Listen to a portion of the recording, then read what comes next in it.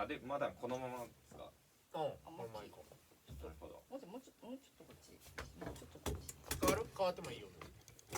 シャッフルする？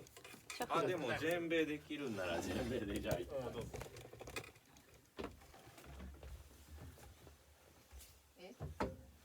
もう一回入れ替わればいい。入れ替わってもいいよ。どっちでもいい。それかでも。それかシャッフルする。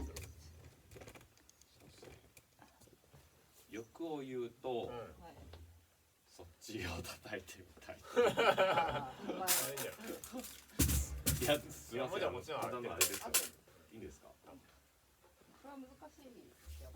そう、それ難しいよ。誰も叩きたがらないもん。TDF で働いててこのタイプのを買っては手放してる人ばっか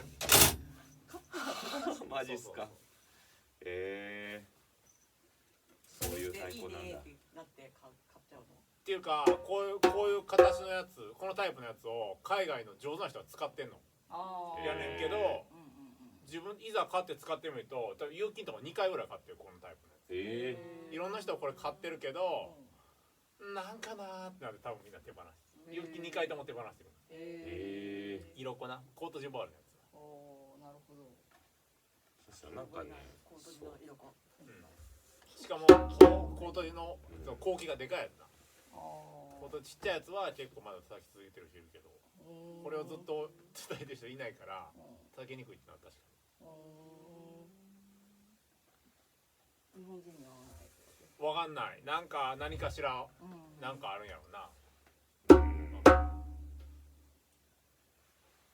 でもそう言われると逆に叩きたくなってきますよ。